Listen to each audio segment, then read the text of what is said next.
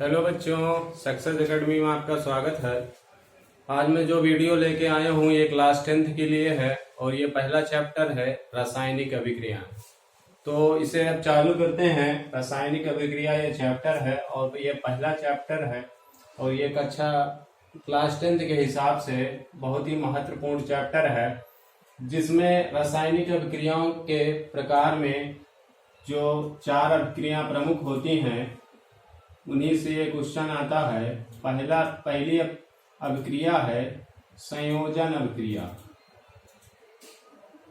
संयोजन अभिक्रिया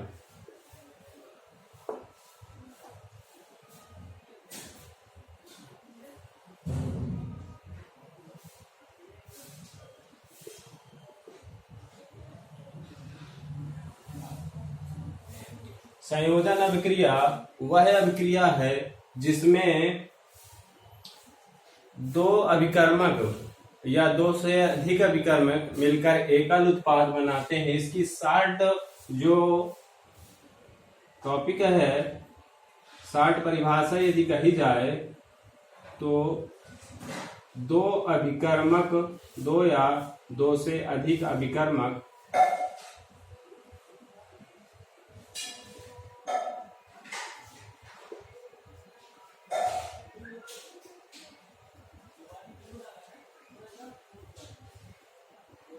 से एकल उत्पाद बनता है। अभिकर्मक से क्या बनता है? एकल उत्पाद।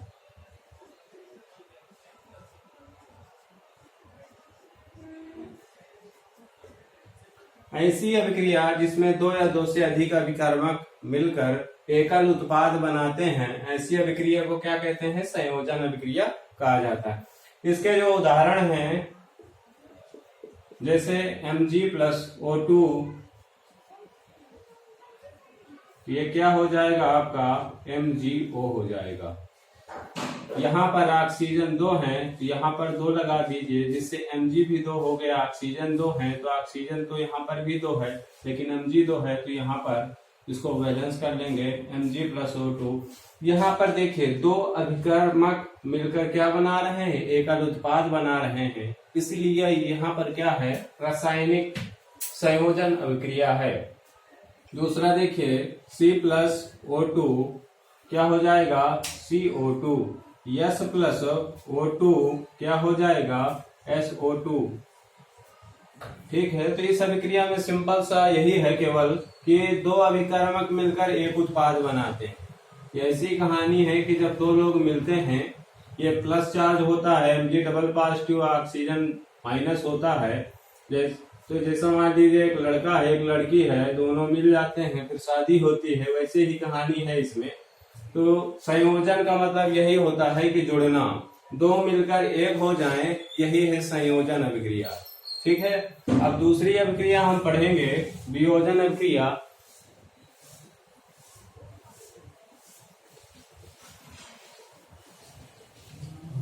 वियोजन अभिक्रिया में क्या है कि इसका उल्टा, इसमें क्या हो रहा था?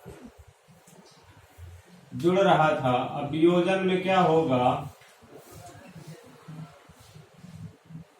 अलग होंगे।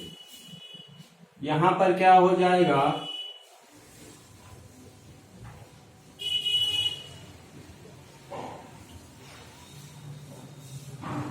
एकल अभिकर्मक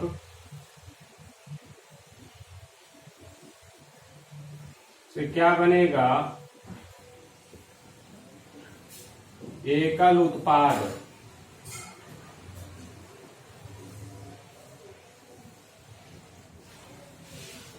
एकल उत्पाद बनेगा। देखिए उदाहरण पहले देख लेते हैं, इसके बाद आपको बताते हैं।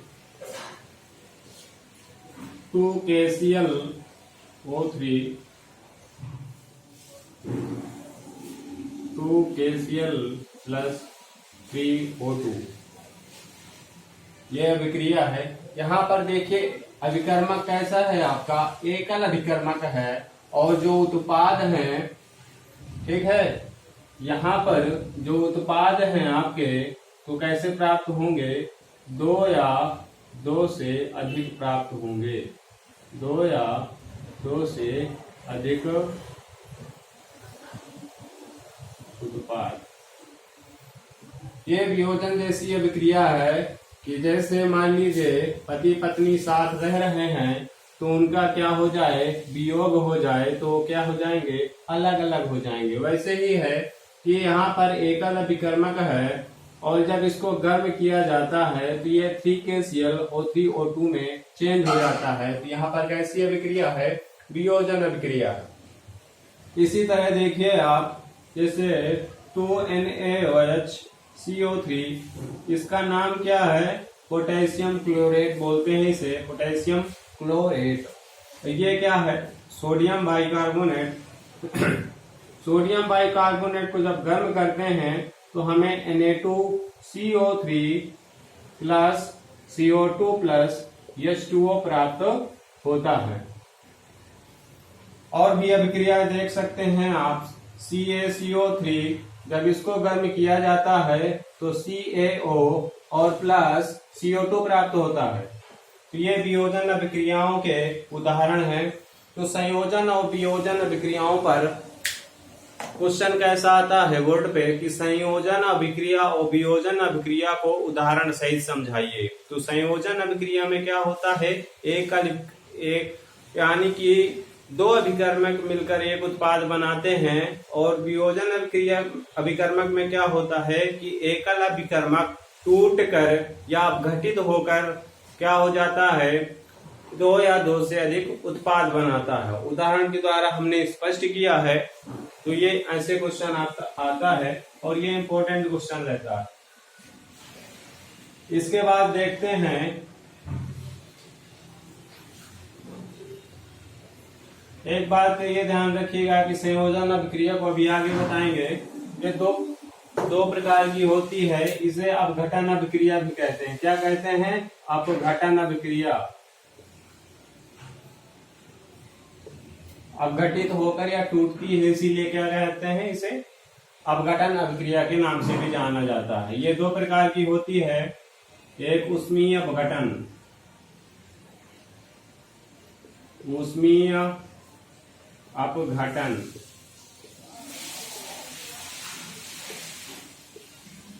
ऊष्मीय अपघटन अभिक्रिया क्या होती है कि जब हम किसी एकल अभिकर्मक को क्या करते हैं, गर्म करते हैं, तो वह 2 या 2 से अधिक उत्पादों में टूट जाता है ऊष्मा के द्वारा। तो क्या होती है? ऊष्मीय अपघटन अभिक्रिया कहलाती है।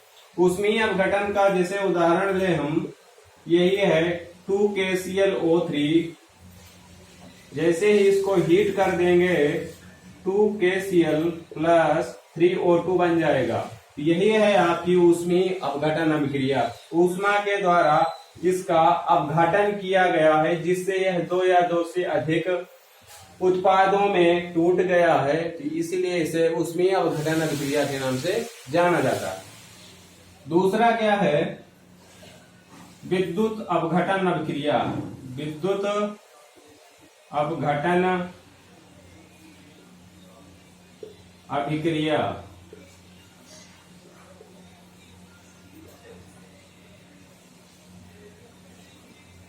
विद्युत अपघटन अभिक्रिया ऐसी अभिक्रिया है जिसमें एकल अभिकर्मक पर क्या करते हैं, या तो विद्युत अपघटन करने पर या गलित अवस्था में विद्युत धारा जब प्रवाहित की जाती है तो उसे क्या कहते हैं? विद्युत अपघटन अभिक्रिया कहते हैं।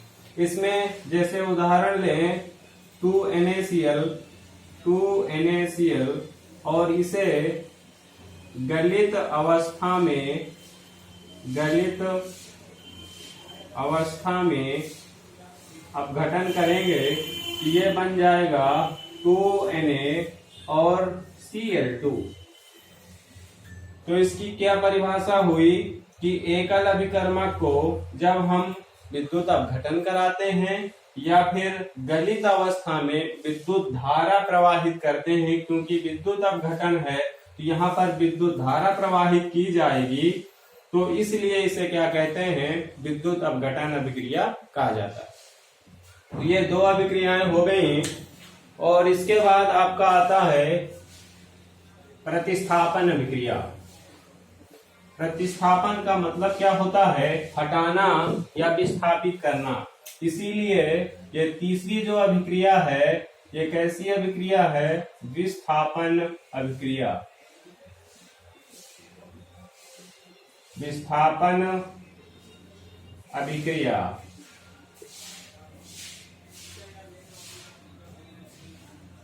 और इसी अभिक्रिया को प्रतिस्थापन अभिक्रिया भी कहते हैं।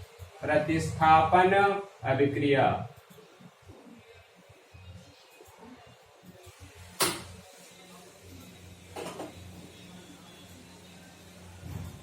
आइए इसको एग्जाम्पल के द्वारा इसकी परिभाषा भी समझेंगे। जैसे Fe प्लस CuSO4 की क्रिया जब हम कराएंगे तो FeSO4 और प्लस Cu बनता है। ठीक है। और ये कैसे हुआ? देखिए आपको कहानी बताते हैं कि जैसे ये कैसा चार्ज है? पॉजिटिव चार्ज है। और ये कैसा चार्ज है? निगेटिव चार्ज है। ठीक है। मान लीजिए ये क्या है? कमजोर राजा है। कॉपर कैसा है? कमजोर राजा है। और ये क्या है? जो निगेटिव चार्ज है तो ये रानी हो गई। तो कमजोर राजा के पास एक रानी थी। और ये क्या है?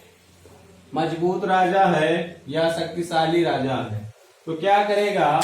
ये शक्तिशाली राजा इस राजा की रानी को क्या करेगा? उठाएगा। तो ये जो राजा है ये रानी के साथ चिपक जाएगा। ठीक है। और क्या अलग हो जाएगा? Cu विस्थापित हो जाता है।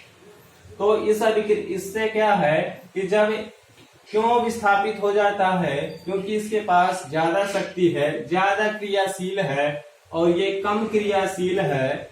ठीक है। तो इसीलिए क्या होता है? Cu विस्थापित हो जाता है। इसकी परिभाषा आप कैसे समझेंगे कि जब अधिक क्रियाशील वाली धातु कम क्रियाशील, ये क्या है? कम क्रियाशील का यौगिक। जब अधिक क्रियाशील धातु कम क्रियाशील वाले यौगिक में से उसके धातु को विस्थापित कर देती है तो ऐसी अभिक्रिया को क्या कहते हैं? विस्थापन अभिक्रिया या प्रतिस्थापन अभिक्रिया कहा जाता है। अब हमें पता कैसे चलेगा कि ये अधिक क्रियाशील धातु है कि कम क्रियाशील धातु है?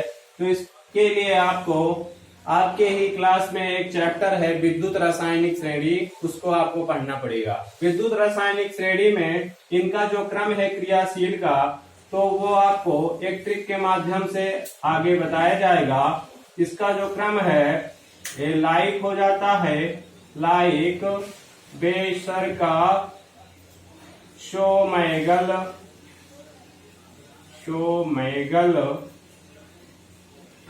मंजन। और मंजन के बाद यहां पर आता है आपका फीकोनी। इसके बाद हाइड्रोजन, तोमर, Ag, प्लेट, औ ऐसे करके ऐसी धातुएं हैं। तो ये इसका क्रम है। Lithium, sodium, beryllium, strontium, calcium, sodium, magnesium, aluminium, manganese, zinc और ये फेरम, एफी, लोहा, कोबाल्ट, निकिल और ये आपका हाइड्रोजन है। हाइड्रोजन से जितनी भी ये धातुएं ऊपर की हैं ये क्या होती हैं? अधिक क्रियाशील होती हैं और ये अम्लों से क्रिया करके हाइड्रोजन भी विस्थापित करती हैं। लेकिन हाइड्रोजन से जितनी भी नीचे की जो धातुएं हैं, मैंने इनका ट्रिक बताया। तो हमारे Ag तो से है ये आपका तांबा, यहाँ पर Cu भी रहेगा। तांबा जो यहाँ पर आया है तो ये तोमर से तांबा और मर से मरकरी, Ag, प्लेट, औ। तो ये इनका क्रम है। आपको ये बस याद रखना है। तोमर, Ag, प्लेट, औ ये कम क्रियाशील धातुएं होती हैं। तो आप कोई भी ऊपर की धातुएं ले सकते हैं और इनका यौगिक ले सकते हैं और धातु को विस्थापित कर सकते हैं। तो ये है आपका विस्थापन अभिक्रिया। इसके बाद आता है आपका द्विविस्थापन अभिक्रिया।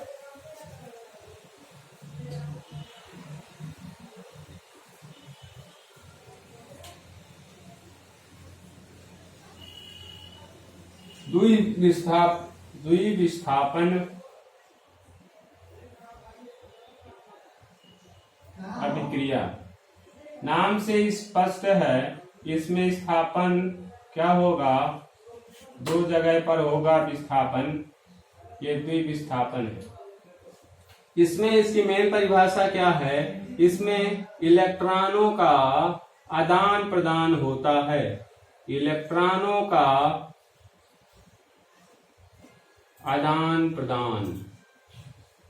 ऐसी अभिक्रिया जिसमें इलेक्ट्रॉनों का आदान प्रदान होता है, ऐसी अभिक्रिया को द्विविस्थापन अभिक्रिया के नाम से जाना जाता है। द्विविस्थापन अभिक्रिया का हम एग्जाम्पल लें। मान लीजिए आपके पास सोडियम नाइट्रेट है AgNO3 और इसकी क्रिया यदि हम NaCl से करा देते हैं, ठीक है, तो क्या होगा, देखिए ये प्लस चार्ज है, पॉजिटिव चार्ज, और ये क्या है, निगेटिव चार्ज। ये क्या है, पॉजिटिव चार्ज, ये क्या है, निगेटिव चार्ज। तो ये क्या है, इस प्लस वाले, इस प्लस जो ये प्लस है, G प्लस है, ये दूसरे वाले Cl से जुड़ेगा, ठीक है। यानी कि एक लड़के की शादी दूसरे घर के लड़की से ही हो सकती है, तो यहाँ पर क्या हो सकता है, AgCl होगा, और इस वाले घर के लड़के की शादी दूसरे घर के लड़के से होगी, तो यहाँ पर क्या हो जाएगा, NaNO3।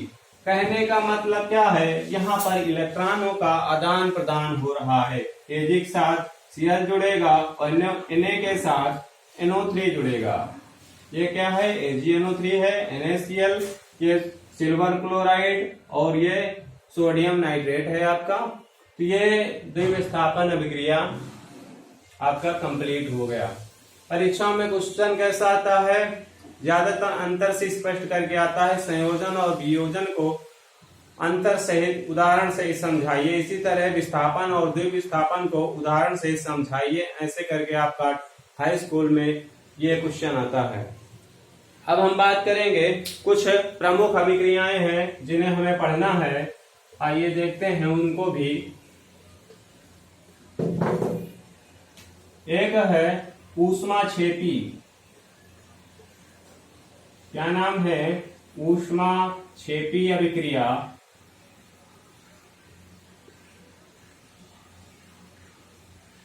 क्षेपी अभिक्रिया ऐसी अभिक्रिया जिसमें क्या होगा, ऊष्मा का उत्सर्जन होता है, यही इसकी परिभाषा है। ऊष्मा का क्या होगा, उत्सर्जन होगा।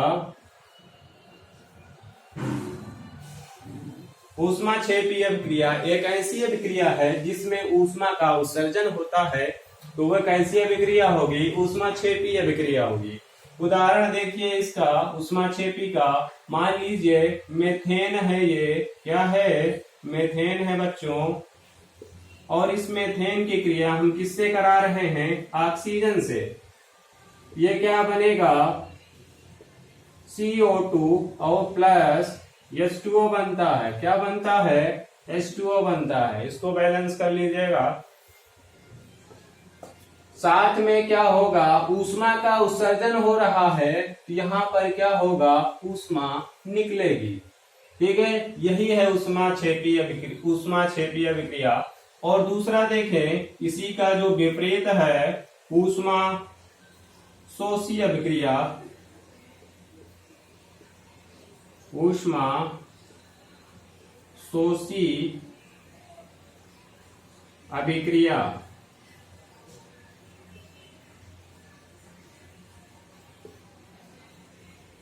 इस अभिक्रिया में क्या होगा, ऊष्मा का अवशोषण होता है।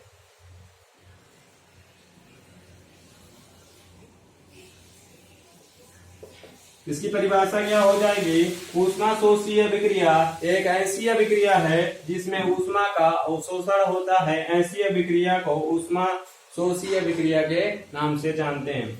इसको उदाहरण देके जैसे हम देखेंगे, हाइड्रोजन ले लिया और आयोडीन ले लिया, तो ये हमारा क्या बनेगा, 2HI बनता है, और यहाँ पर माइनस लगा के लिखेंगे, क्योंकि ऊष्मा का क्या होता है, अवशोषण होता है, ऊष्मा अवशोषित होती है। तो यहाँ पर हाइड्रोजन और आयोडीन संयुक्त होकर क्या बना रहे हैं, हाइड्रोजन आयोडाइड बना रहे हैं, और यहाँ पर ऊष्मा का क्या हो रहा है, अवशोषण हो रहा है। तो ये अभिक्रिया से भी अंतर आपको आता है कि ऊष्माक्षेपी और ऊष्माशोषी अभिक्रिया को उदाहरण सहित समझाइए। इसके बाद देखते हैं अगली अभिक्रियाएं, इनको नोट कर लीजिएगा और अच्छे से पढ़िएगा। देखिए, इसके बाद आपको पढ़ना है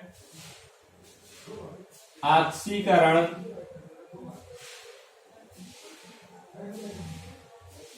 और इसी का जो दूसरा नाम है, ऑक्सीकरण को ही हम दूसरे नाम से भी जानते हैं, उपचयन के नाम से। किस नाम से जानते हैं, उपचयन के नाम से जानते हैं ऑक्सीकरण को। इसमें क्या होता है, ऑक्सीकरण है तो ऑक्सीजन में क्या होगी, वृद्धि होगी। ऑक्सीजन में क्या होगी, वृद्धि होती है। यहां पर उदाहरण के द्वारा देखेंगे, जैसे Mg plus O2 goes to क्या हो जाएगा, MgO। यहाँ पर देखिए ऑक्सीजन में क्या हो रहे हैं, ऑक्सीजन की यदि ऑक्सीकरण देखा जाए तो यहाँ पर क्या होती है, शून्य होती है इनकी ऑक्सीकरण, लेकिन क्या हो जाएगी, ऑक्सीजन में वृद्धि का मतलब है, देखिए ये पहले अकेले था और ये क्या हुआ, ये बाद में यौगिक के साथ जुड़ जाता है, तो ये क्या हो गया, ऑक्सीजन में इसकी वृद्धि हो जाती है। क्या हो जाएगी, ऑक्सीजन में इसकी वृद्धि हो जाती है। इसके बाद देखिए ऑक्सीकरण उपचयन, दूसरा है अपचयन। अपचयन में क्या होगा, ऑक्सीजन में कमी होगी। क्या होगी, ऑक्सीजन में कमी, ऑक्सीजन में कमी होगी इस पे। जैसे Cu प्लस H2 कर दें, ये क्या हो जाएगा, Cu प्लस H2O हो जाता है। पहले ऑक्सीजन Cu के साथ जुड़ा था, बाद में क्या होता है, अलग हो जाता है। तो यहाँ पर क्या हो रहा है, ये अपचयन हो रहा है। क्या हो रहा है, अपचयन।